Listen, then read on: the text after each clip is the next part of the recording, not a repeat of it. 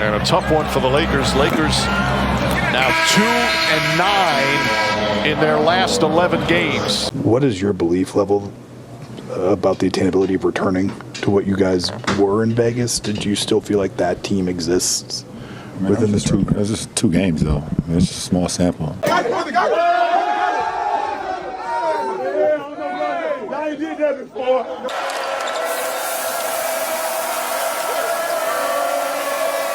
And we're the first champions of the in-season tournament, and nobody can ever top that. Everybody's getting so cracked up about Vegas and keep bringing up Vegas. It was 2 games. That was literally just 2 games.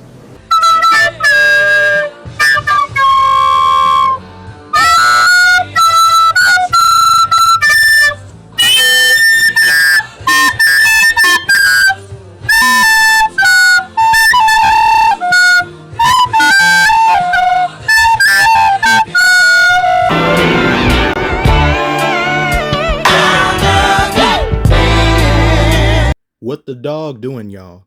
Lakers got that dog in him, I heard. That dog looks dogged.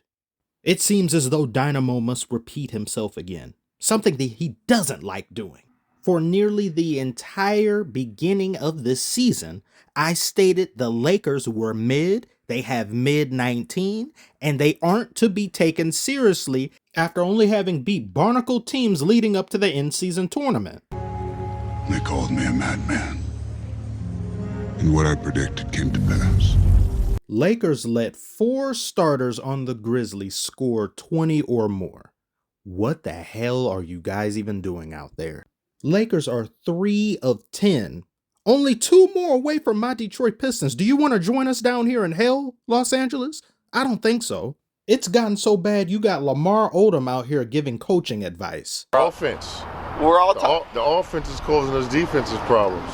5 championships have been won in the triangle, right? Right.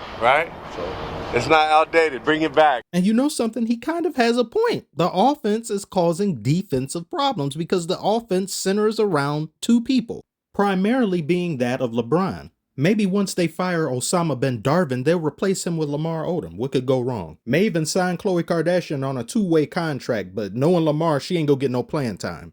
Let me speak plainly to you all now.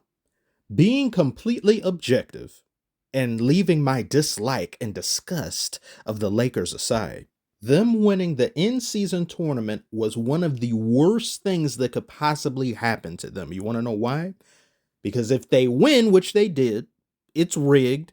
People wouldn't have liked it as much as it would have been literally any other team because LeBron is on the team. And if they lose, oh, you guys are so bad, you couldn't even win the in-season tournament. They're damned if they do, damned if they don't. Which kind of goes for LeBron too. There's nothing he can really do right without people complaining and vice versa. He is more than worthy of criticism, as I have stated before numerous times. A lot of the times he does this to himself. Some people do take it too far. Some people take it into areas where it doesn't need to go. But what are common threads to a LeBron-associated team? The coach gets blamed, the co-star gets blamed, the roster gets trashed on. What is wrong with the Lakers roster right now? Can't find any consistency until we get healthy. It's as simple as that. Dealing with different guys being in and out of the lineup that frequently is damn near impossible. Whole lineup thing isn't an excuse. Thank you, AD.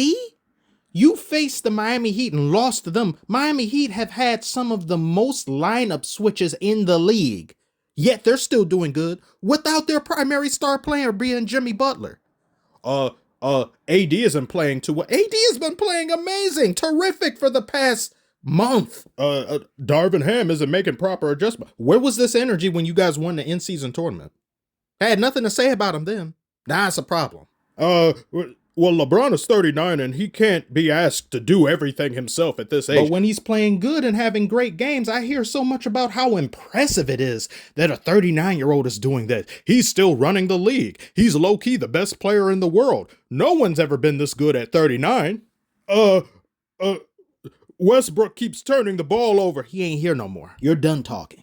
As you can see, the Lakers have no real excuse as to why they are losing as many games as they are. I had some assertions of some rigging going on, particularly when it came to the Lakers and Suns game, how it ended. As much as we all would like not to believe it, sports is still entertainment. And when push comes to shove, some things will be done to ensure one team has a little slight edge over the other one. And this is coming from a Detroit native who just got through seeing the Lions lose to the damn Cowboys on a fraudulent ass call because they're the Cowboys. Had it have been any other team, they wouldn't have done that. And just like with the Lakers facing the Suns, had it have been any other team, they wouldn't have allowed LeBron to call a timeout when the ball is loose. That's what they do. It's all a part of sports. I don't like it, but it is what it is.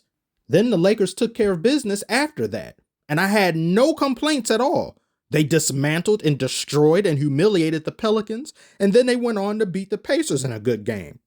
And since then, they have near bottomed out.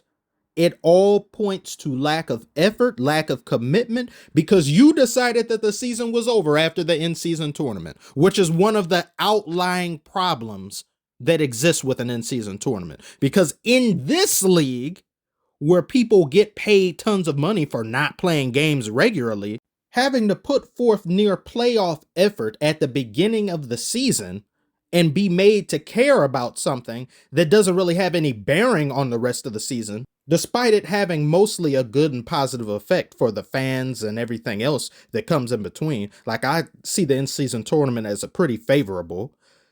You're going to have players switch off mentally, subconsciously, somehow, some way, and they won't really be aware of it. And that's what the Lakers are doing. The Indiana Pacers had a bit of this problem as well, but they got over it. Lakers have yet to do so. How did you lose to a then 11-22 Grizzlies team? I don't care that the equalizer is back and has been playing great. Is he better than AD? No. Is he better than LeBron? No. Is the whole of the Grizzlies team superior than the whole of the Lakers team that was out there? No, they're missing multiple players due to injury. Derrick Rose didn't play. Steven Adams is still gone. Marcus Smart isn't there. Still beat your sorry asses. And yet I gotta hear some of these same people that come in and out sometimes in the comments be like, well, a hater, hating this and that and hating that. What have I said that isn't true? Then these same amoebas will call for Darvin Ham to be fired. They themselves will hate on their own team's coach. And I don't want to defend Darvin Ham like he's some great, amazing coach. I've seen some of the lineups he's put out there and some dumb decision making. But if he was a better coach, would the Lakers not be 3-10? How much better would he have to be? Would he have to be Ty Lue, who's getting all the praise in the world for being the league's best coach, or currently, oh, this is what Ty Lue, this is the effect of Ty Lue. The same Ty Lue that when he coached the Cleveland Cavaliers and LeBron was on the team was getting criticized for being a trash coach. Or maybe Vogel, maybe if Vogel was back, the same Vogel that was trashed for being a garbage coach. It all points back to LeBron. The air of toxicity that Kevin Durant himself mentioned a few years ago. I believe there's an air of toxicity that exists with a good portion of star players in the NBA because they just get treated differently than the whole of other players. They're playing by different rules exactly. They get more leeway. But LeBron gets way more leeway than a lot of them. There's no player in the NBA that gets more leeway and ability to not be blamed for things than LeBron. He also gets a ton of blame. He's as blamed as much as he isn't blamed, if that makes sense. The man was so gung-ho about the in-season tournament and winning it, and flash forward a month later when the Lakers are down in the pits almost. Oh, it was just 2 games. Passive-aggressive behavior that doesn't result in winning. So I wouldn't be surprised actually if Darvin Ham gets fired, and then you'll have a new coach in there, and then Lakers may go on a little run. See, I told you Darvin Ham was the problem. No, let me tell you what it is here. It's comparable to a man walking away from a woman he just got pregnant to start a new family because he needs a change of scenery. But no matter the fact that you have a different wife and a different life, you are still the same deadbeat bum that you were when you were with the previous woman. Your problems haven't changed. You've just brought them to someone else. And populating the world with kids isn't going to change that. Wait, I'm still talking about basketball, right? Yeah, I'm talking about basketball. The Lakers, yeah, the right Lakers. I don't like NBA Youngboy, by the way. But anyway, Different coach isn't going to change anything really. You'll be asking for him to be fired a little bit after the playoffs. Even if the Lakers win this year, I guarantee you once next season starts and there's any bit of a Lakers dip, they'll be asking for that coach to be fired. LeBron needs help. He needs another ring to get closer to Jordan, or he's already past Jordan, but he needs another ring to sink the deal. Trade AD, trade Jeannie Buss, trade everybody that isn't LeBron, get a new team at the trade deadline. Yeah, we start to win, get a new coach. Oh, we got swept in the playoffs. Oh, we lost unceremoniously. LeBron needs help. Blah, blah, blah, blah, blah, blah, blah, blah. I hate this fan base. Just the fanatics, anyway. There's fanatics of every single team, every player and stuff, but it's like there's a special type of putrid odor that emanates from some Lakers fans, some Boston fans, some Warriors fans. Like, it's just, I don't like it at all. And I hate horrible front offices, like what the Lakers front office has shown themselves to be for the past decade, basically. So if the Lakers turn it around and they start winning, I will keep that same energy. I am the Energizer Bunny. You don't have to worry about that. I will congratulate any player, any team when they do good, despite me not liking them. If I can give James Harden compliments and things, I can give anybody compliments. So that's about all I have to say. I want you guys to tell me below, what do you think about the Lakers thus far? Do you disagree with what I said? Do you agree? Comment below. Let me. Oh, no. This should be good, though, but I do not know who to root for. So I guess I'll just root for Ice Spice. I know I'm coming. They know I'm coming.